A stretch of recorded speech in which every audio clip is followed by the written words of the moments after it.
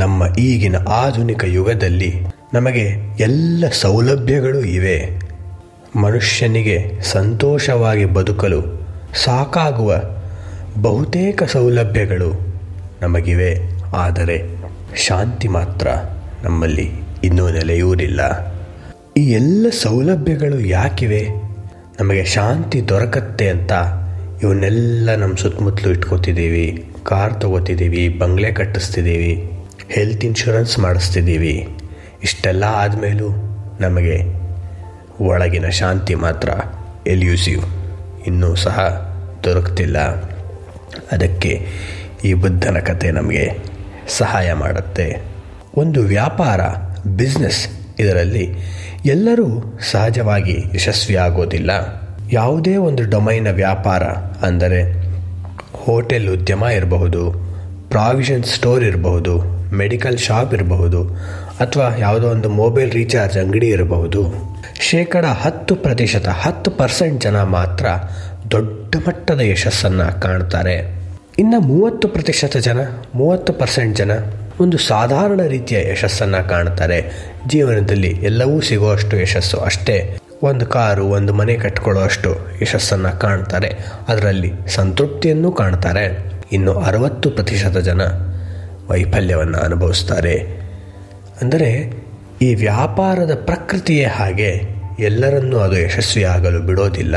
ಹಾಗಿರೋದ್ರಿಂದ ಬಹುತೇಕ ವ್ಯಾಪಾರಿಗಳಲ್ಲಿ ಎಲ್ಲ ಕಾಲಕ್ಕೂ ಒಂದು ರೀತಿಯ ಮನಸ್ಸಿನ ಒತ್ತಡ ನೌಕರರಿಗಿಂತ ಹೆಚ್ಚಾಗಿ ಇತ್ತು.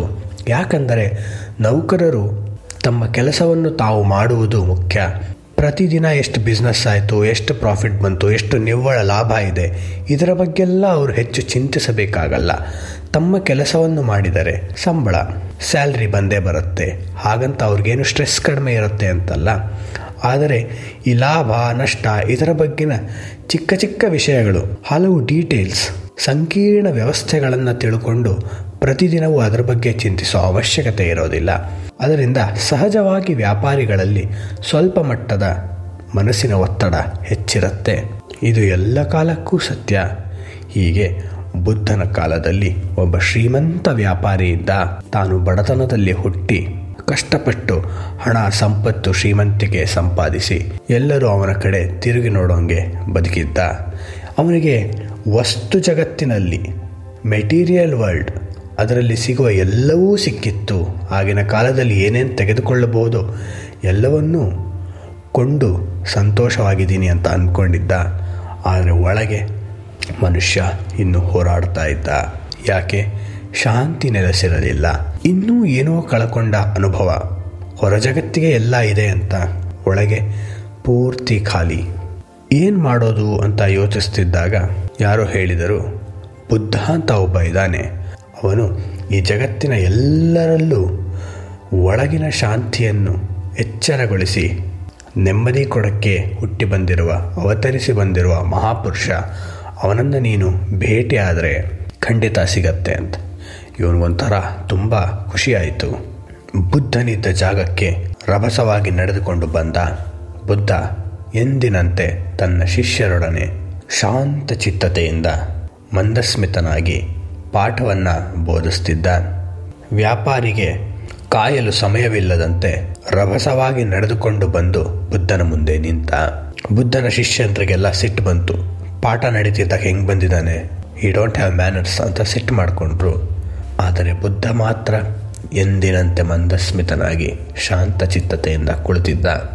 ಆ ವ್ಯಾಪಾರಿ ಬುದ್ಧನ ಕಣ್ಣಲ್ಲಿ ಕಣ್ಣಿಟ್ಟು ಕೆಕ್ಕರಿಸಿ ನೋಡುತ್ತಾ ಕೇಳ್ದ, ನನಗೆ ಶಾಂತಿ ಕೊಡು, ನನಗೆ ಶಾಂತಿ ಬೇಕೇ ಬೇಕು, ಬೇಗ ಕೊಡು ಅಂದ. ಬುದ್ಧ ಶಾಂತಿಯಿಂದ, ಸಮಚಿತ್ತತೆಯಿಂದ ಮಂದಸ್ಮಿತನಾಗಿ ಹಾಗೇ ಕುಳಿತಿದ್ದ. ನನಗೆ ಶಾಂತಿ ಬೇಕು, ಗೊತ್ತಾಗಲ್ವಾ? ಅಲ್ಲಿಂದ ನಡ್ಕೊಂಬಂದಿದ್ದೀನಿ, ಬೇಗ ಕೊಡು, ಕೊಟ್ಟರೆ ನಾನು ಹೊರಡ್ತೀನಿ. ಬುದ್ಧ ಅದೇ ರೀತಿ ಕುಳಿತಿದ್ದ. ನಿನಗೆ ನಾ ಮಾತಾಡಿದ್ದು ಕೇಳಿಸ್ತಿಲ್ವಾ? ನನಗೆ ಶಾಂತಿ ಹುಡುಕುವ ದಾರಿಯನ್ನು ಹೇಳಿಕೊಡು, ಬೇಗ ಹೇಳಿಕೊಡು, ನಾ ಹೊರಡಬೇಕು. ಬುದ್ಧ ಅದೇ ರೀತಿ ಶಾಂತವಾಗಿ ಕುಳಿತಿದ್ದ. ವ್ಯಾಪಾರಿಗೆ ಏನು ಒಂದು ಮನಸ್ಥಿತಿ ಇತ್ತು ಅಂದರೆ, ದುಡ್ಡು ಇದ್ದರಿಂದ, ಶ್ರೀಮಂತನಾಗಿದ್ದರಿಂದ ತಾನು ದುಡ್ಡು ಕೊಟ್ಟರೆ ಎಲ್ಲವೂ ಸಿಗ್ತಿತ್ತು. ದುಡ್ಡು ಕೊಟ್ಟು ಜೋರು ಮಾಡಿಬಿಟ್ರಂತೂ ದುಡ್ಡಿರೋ ವ್ಯಕ್ತಿ ಅಂತ ಹೆದರ್ಕೊಂಡು ಎಲ್ಲ ಕೆಲಸವನ್ನು ಜನರು ಮಾಡ್ತಿದ್ರು. ಅದಕ್ಕೆ ಒಂದಿಷ್ಟು ಚಿನ್ನದ ನಾಣ್ಯಗಳನ್ನ ಬುದ್ಧನ ಮುಂದೆ ಬಿಸಾಕಿ, ಈಗಾದರೂ ಕೊಡು, ಇದಕ್ಕೆ ತಾನೇ ನೀನು ಶಾಂತವಾಗಿರೋದು, ಕೊಡು ನಂಗೆ ಶಾಂತಿಯ ದಾರಿ ಹೇಳ್ಕೊಡು. ಬುದ್ಧ ಅದೇ ರೀತಿ ಶಾಂತಿಯಿಂದ ಕುಳಿತಿದ್ದ. ವ್ಯಾಪಾರಿಗೆ ತುಂಬ ಸಿಟ್ಟು ಬಂತು. ಯಾಕೆ? ಎವ್ರಿಥಿಂಗ್ ಹ್ಯಾಸ್ ಎ ಪ್ರೈಸ್ ಅಂತ ಅಂದ್ಕೊಂಡ್ಬಿಟ್ಟಿದ್ದ. ದುಡ್ಡು ಕೊಟ್ಟರೆ ಎಲ್ಲವೂ ಸಿಗತ್ತೆ. ಆದರೆ ಈ ವ್ಯಕ್ತಿ ಆ ದುಡ್ಡಿನ ಬಗ್ಗೆ ವಿಚಲಿತತೆಯೇ ತೋರಿಸ್ತಿಲ್ವಲ್ಲ. ಒಬ್ಬನ ಮುಂದೆ ಚಿನ್ನದ ನಾಣ್ಯ ಬಿಸಾಕಿದ್ರೆ ಬೇರೆ ವ್ಯಕ್ತಿ ಆಗಿದ್ದರೆ ಎಂದೂ ಕಂಡೇ ಇಲ್ಲ ಅನ್ನೋ ಥರ ಆರಿಸ್ಕೋತಿದ್ದ. ಆದರೆ ಈ ವ್ಯಕ್ತಿ ಎಂದಿನ ಶಾಂತಿಯಲ್ಲಿ ಕುಳಿತಿದ್ದಾನೆ. ವ್ಯಾಪಾರಿಗೆ ತಡ್ಕೊಳಕ್ಕಾಗಲಿಲ್ಲ. ನನಗೆ ಅಹಂಕಾರ ತೋರಿಸ್ತೀಯ ಅಂದ್ಬಿಟ್ಟು ಬುದ್ಧನ ಮುಖಕ್ಕೆ ಉಗಿದು ಬಿಟ್ಟ. Is spat on his face. ಆ ವ್ಯಾಪಾರಿ ಬುದ್ಧನ ಮುಖಕ್ಕೆ ಉಗಿದ ಕೂಡಲೇ ಬುದ್ಧನ ಹಿಂಬಾಲಕರಿಗೆಲ್ಲ ತಡೆದುಕೊಳ್ಳಕ್ಕಾಗದಿರುವಷ್ಟು ಸಿಟ್ಟು ಬಂತು. ಅವನಿಗೇನಾದರೂ ಶಿಕ್ಷೆ ಆಗಬೇಕು. ರಾಜಂಗೆ ಹೇಳಿ ಶಿಕ್ಷೆ ಕೊಡಿಸ್ತೀನಿ ಗುರುಗಳೇ ಅಂತೆಲ್ಲ. ಅದರಲ್ಲೂ ಅವನ ಬುದ್ಧನ ಪರಮ ಶಿಷ್ಯ ಆನಂದ ಕುಣಿದಾಡಕ್ಕೆ ಶುರು ಮಾಡ್ದ.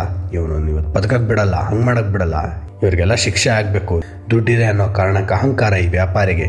ಬುದ್ಧ ಮಾತ್ರ, ಆನಂದ, ನೀನು ಯಾಕೆ ಈ ಥರ ಆಡ್ತಾ ಇದೆಯಾ? ನೀನು ನನ್ನ ಶಿಷ್ಯನೋ ಅಲ್ಲವೋ ಅನ್ನುವ ಅನುಮಾನ ಬರೋ ಹಾಗೆ ನೀನು ನಡ್ಕೋತಿದ್ಯಾ. ನನಗೆ ಅವನು ಉಗಿದ ಅಂತ ನಿನಗೆ ಬೇಸರ ಆಗ್ತಾ ಇದೆ. ಆದರೆ ಅವನ ಮನದಲ್ಲೇ ಎಷ್ಟೋ ಬಾರಿ ಉಗಿದುಕೊಂಡಿದ್ದಾನೆ, ಮನಸ್ಸಿನ ಮೇಲೆ ಉಗಿದುಕೊಂಡಿದ್ದಾನೆ. ನಿಜ ಅಲ್ವಾ? ನಾವು ಯಾರಿಗಾದರೂ ಕೆಟ್ಟದ್ದು ಮಾಡಬೇಕಂದ್ರೆ ಆ ಕೆಟ್ಟದನ್ನು 100 ಬಾರಿ ಯೋಚನೆ ಮಾಡಿರ್ತೇವಲ್ಲ, ಆವಾಗ ನಮ್ಮ ಮನಸ್ಸಿಗೆ, ನಮ್ಮ ಆತ್ಮಸಾಕ್ಷಿಗೆ ನಾವು 100 ರೀತಿ, 100 ತರಹ, 100 ಬಾರಿ ಕೆಟ್ಟದನ್ನು ಮಾಡಿಕೊಂಡಿರ್ತೇವೆ. ಅದನ್ನೇ ಇಲ್ಲಿ ಬುದ್ಧ ಹೇಳ್ತಿರೋದು.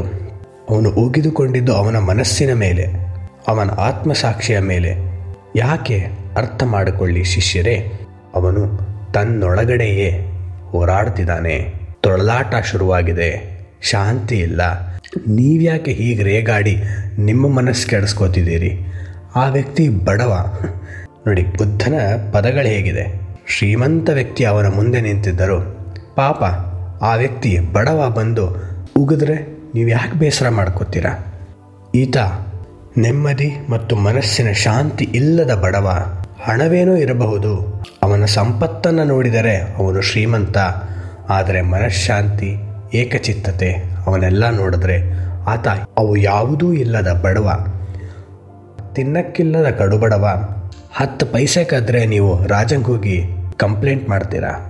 ಇಲ್ಲವಲ್ಲ. ಹಾಗೆ ಈ ಆತ್ಮಶಾಂತಿ ಇಲ್ಲದ ಬಡವ ಒಂದು ಚಿಕ್ಕ ತಪ್ಪನ್ನು ಮಾಡಿದ್ರೆ ನಿಮಗೆ ಕ್ಷಮಿಸಕ್ಕಾಗಲ್ವಾ? ನೀವ್ಯಾಕೆ ಹೀಗೆ ಆಡ್ತಿದ್ದೀರಾ? ನೆಮ್ಮದಿ ಕಾಣದ ಬಡವ ಆತ, ಶಾಂತಿ ಇಲ್ಲದ ಬಡವ. ಎಷ್ಟು ಅದ್ಭುತವಾಗಿದೆ ನೋಡಿ ಸ್ನೇಹಿತರೆ. ಈ ಪದಗಳು ನಮಗೇ ಹೇಳಿದಂತಿವೆ.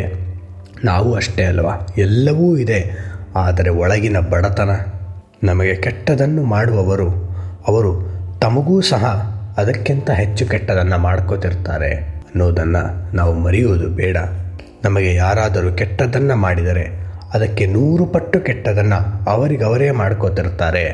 ಅದು ಅವರಿಗೆ ಆಗ ತಿಳಿಯುವುದಿಲ್ಲ, ಸಮಯವೇ ಅವರಿಗೆ ತೋರಿಸುತ್ತೆ.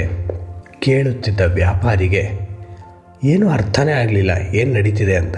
ನಾನು ನೋಡಿದ್ರೆ ಉಗಿದಿದ್ದೀನಿ, ಈ ಥರ ಎಲ್ಲರ ಜೊತೆ ನಡ್ಕೊಂಡಿದ್ದೀನಿ. ಆಗ ಅವ್ರು ಸಿಟ್ಟು ಮಾಡ್ಕೋತಿದ್ರು, ಜಗಳಕ್ಕೆ ಬರ್ತಿದ್ರು. ಆವಾಗ ನಾನು ಜಗಳ ಆಡ್ತಿದ್ದಾಗ ರಾಜಂಗೆ ಕಂಪ್ಲೇಂಟ್ ಹೋಗ್ತಿತ್ತು. ಕೋರ್ಟಲ್ಲೆಲ್ಲ ದುಡ್ಡು ಕೊಟ್ಬಿಟ್ಟು ನಾನೇ ಕೇಸ್ ಗೆಲ್ತಿದ್ದೆ. ಇದೇನೂ ಆಗ್ತಿಲ್ವಲ್ಲ, ಇವನು ಕೋಪನೇ ಬರ್ತಿಲ್ವಲ್ಲ, ಇನ್ನೇನು ಮಾಡಲಿ? ಉಗಿದರೂ ಇವನಿಗೆ ಕೋಪ ಬಂದಿಲ್ಲ ಅಂದರೆ ನಾನು ಏನು ಮಾಡಲಿ? ಹೇಗೆ ಇವನಿಗೆ ಕೋಪ ಬರೆಸ್ಲಿ? ಏನೂ ಅರ್ಥನೇ ಆಗಲಿಲ್ಲ ವ್ಯಾಪಾರಿಗೆ. ಹಿಂತಿರುಗಿ ಮನೆಗೆ ಬಂದರೆ ಮಲ್ಕೊಂಡ ರಾತ್ರಿ ನಿದ್ದೆ ಇಲ್ಲ. ಯಾಕೆ ನಿದ್ದೆ ಇಲ್ಲ? ಬುದ್ಧನ ಶಾಂತವಾದಂತಹ ಮನಸ್ಸನ್ನು, ಮುಖವನ್ನು ಒಮ್ಮೆ ಕಂಡು ಅನುಭವಿಸಿದ ವ್ಯಕ್ತಿ ಹಿಂದೆ ಮಲಗಿದ ರೀತಿ ಮುಂದೆ ಮಲಗುವುದಿಲ್ಲ. ಬುದ್ಧನನ್ನು ಕಂಡ ವ್ಯಕ್ತಿ ಬದಲಾಗದೇ ಇರುವುದಿಲ್ಲ, ಪರಿವರ್ತನೆ ಆಗದೇ ಇರುವುದಿಲ್ಲ. ಮನಸ್ಸಿನಲ್ಲೆಲ್ಲ ವಿಚಿತ್ರವಾದಂತಹ ಅನುಭವ. ಏನಾಗುತ್ತಿದೆ ಅನ್ನೋದೇ ಅವನಿಗೆ ಗೊತ್ತಾಗ್ತಿಲ್ಲ. ಕಣ್ಣು ಮುಚ್ಚಿದರೆ ಸಾಕು ಬುದ್ಧನ ಮಂದಸ್ಮಿತವಾದಂತಹ ಮುಖ ಅವನಿಗೆ ಮತ್ತೆ ಮತ್ತೆ ಗೋಚರಿಸ್ತಿದೆ. ಇನ್ನೇನು ನೆನಪೇ ಬರ್ತಿಲ್ಲ. ಯಾಕೆ ಈ ರೀತಿ ಆಗ್ತಿದೆ, ಏನಾಗ್ತಿದೆ ನಂಗೆ ಗೊತ್ತಾಗ್ತಿಲ್ವಲ್ಲ. ಏನೇನೋ ಆಗ್ತಿದೆ, ಆದರೆ ಒಂದು ಮಾತ್ರ ನಿಜ, ಒಂದು ವಿಚಿತ್ರವಾದಂತಹ ಶಾಂತಿ, ಎಂದೂ ನಾನು ಕಂಡರಿಯದ, ಎಂದೂ ನಾನು ಅನುಭವಿಸದ ಒಂದು ಶಾಂತಿ ನನ್ನಲ್ಲಿ ನೆಲೆಯೂರ್ತಿದೆ ಅನ್ನುವುದು ಅವನಿಗೆ ಗೊತ್ತಾಯಿತು. ಇದಕ್ಕೆ ಕಾರಣ ಬುದ್ಧನಲ್ಲಿರುವ ಆ ಅನಂತ ಶಾಂತಿ. ಅದನ್ನು ಮಾತಿನಲ್ಲಿ ಹೇಳಿಸ್ಕೊಳ್ಳೋಕೆ ಸಾಧ್ಯ ಇಲ್ಲ. ಅವನ ಜೊತೆ ಇದ್ರೇ ನನಗೆ ಆ ಶಾಂತಿ ದೊರಕಿಬಿಡತ್ತೆ ಅನ್ನೋದು ಅವನಿಗೆ ಗೊತ್ತಾಯಿತು. ಬೆಳಗ್ಗೆ ಆಗೋದೇ ಕಾಯ್ತಿದ್ದ. ಓಡಿ ಓಡಿ ಓಡಿ ಬುದ್ಧನಲ್ಲಿಗೆ ಬಂದು ಕಾಲಿಗೆ ಬಿದ್ದ. ಬುದ್ಧ ಕೇಳ್ದ, ಯಾರಪ್ಪ ನೀನು? ಏನು ಗುರುಗಳೇ ಹೀಗೆ ಕೇಳ್ತಿದ್ದೀರಾ? ನಿನ್ನೆ ಇಷ್ಟೆಲ್ಲ ರಾಧಾಂತ ಮಾಡಿ ನಿಮ್ಮ ಮುಖಕ್ಕೆ ಉಗಿದು ಹೋದ ವ್ಯಕ್ತಿ ನಾನು. ನನ್ನನ್ನೇ ಯಾರು ಅಂತ ಕೇಳ್ತಿರಲ್ಲ. ನೀನಾ? ಇಲ್ಲವಲ್ಲ, ನನಗೆ ಉಗಿದು ಹೋದ ವ್ಯಕ್ತಿ ಬೇರೆ, ನೀನು ಬೇರೆ. ಇವತ್ತು ನನ್ನಲ್ಲಿ ಕಾಣ್ತಿರೋದು ಕ್ರೋಧಗಳಿಲ್ಲ, ರೋಷಗಳಿಲ್ಲ, ಅಹಂಕಾರವಿಲ್ಲದ ಒಬ್ಬ ಶಾಂತಿಯ ಅನ್ವೇಷಕ. ಅವರಿಗೆ ಬೌದ್ಧ ತತ್ವದಲ್ಲಿ ಅರ್ಹತ್ ಅಂತಾರೆ. ಅಂದರೆ ಇಲ್ಲಿ ಅರಿಹಂತ್ ಅನ್ನುವ ಪದ ಬರುತ್ತಲ್ಲ, ಅರಿ ಅಂದರೆ ಆನೆ, ಆನೆ ಅಂದರೆ ಕಾಮಕ್ರೋಧಗಳ ಅರ್ಥ, ಹಂತ್ ಅಂದರೆ ಕೊಂದವ. ಮನಸ್ಸಿನಲ್ಲಿ ಏಳುವ ವಿಕಾರಗಳೆಂಬುವ ಆನೆಗಳನ್ನು ಕೊಂದವನೇ ಅರ್ಹತ. ಆ ವ್ಯಾಪಾರಿ ಇಂದು ನನ್ನ ಮುಂದೆ ಇಲ್ಲ.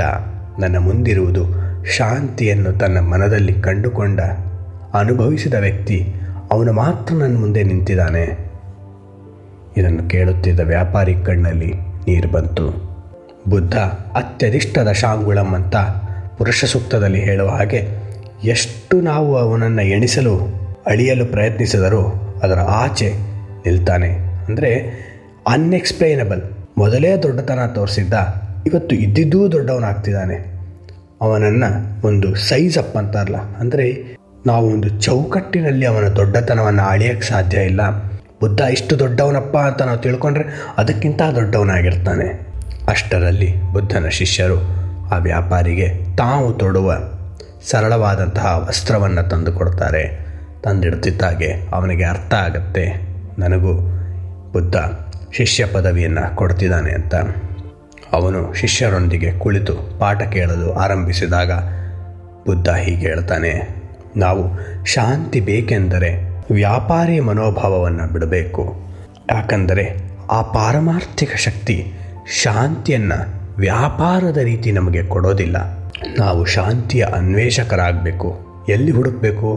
ಮಾರ್ಕೆಟಲ್ಲ, ಮಾಲ್ಸ್ ಅಲ್ಲ, ಪಬ್ಸ್ ಅಲ್ಲ, ವೆಕೇಷನ್ ಅಲ್ಲ, ಬೀಚಲ್ಲ, ಖಂಡಿತ ಅಲ್ಲ. ಶಾಂತಿಯನ್ನು ನಮ್ಮೊಳಗೇ ಹುಡುಕಬೇಕು. ಕಣ್ಣು ಮುಚ್ಚಿ ಹುಡುಕಬೇಕು. ಆಗ ಕಣ್ಣು ಬಿಟ್ಟಾಗ ಎಲ್ಲೆಡೆಯೂ ಕಾಣುತ್ತೆ.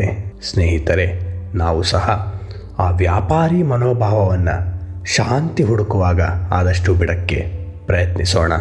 ಏನು ವ್ಯಾಪಾರಿ ಮನೋಭಾವ ಅಂದರೆ, ಬುದ್ಧನೇ ಹೇಳಿರುವ ಹಾಗೆ ಆಸೆಯೇ ದುಃಖಕ್ಕೆ ಮೂಲ. ಅತಿಯಾಗಿ ನಮಗೆ ಅದು ಬೇಕು, ಇದು ಬೇಕು, ಅದು ಬೇಕು, ಇದು ಬೇಕು ಅಂತ ಯಾವುದೋ ಒಂದು ಶಕ್ತಿಯಲ್ಲಿ ಕೇಳ್ತಿರ್ತೀವಿ. ಅದು ಎಷ್ಟಂತ ಕೊಡುತ್ತೆ? ಎಲ್ಲವನ್ನೂ ಕೊಡೋಕ್ಕೆ ಸಾಧ್ಯ ಇಲ್ವಲ್ಲ. ಎಲ್ಲವೂ ಸಿಕ್ಕರೆ ಅದು ಜೀವನವೂ ಅಲ್ಲ, ಜಗತ್ತಿನ ಸತ್ಯವೂ ಅಲ್ಲ. ಹಾಗಾಗಿ ಸಿಗದಿದ್ದಾಗ ನಮಗೆ ಕೋಪ ಬರುತ್ತೆ. ಕೋಪ ಕ್ರೋಧಗಳಿದ್ದ ವ್ಯಕ್ತಿ ಶಾಂತಿಯನ್ನು ಹೇಗೆ ಕಂಡ್ಕೋತಾನೆ ಅಥವಾ ಕಂಡುಕೋತಾಳೆ?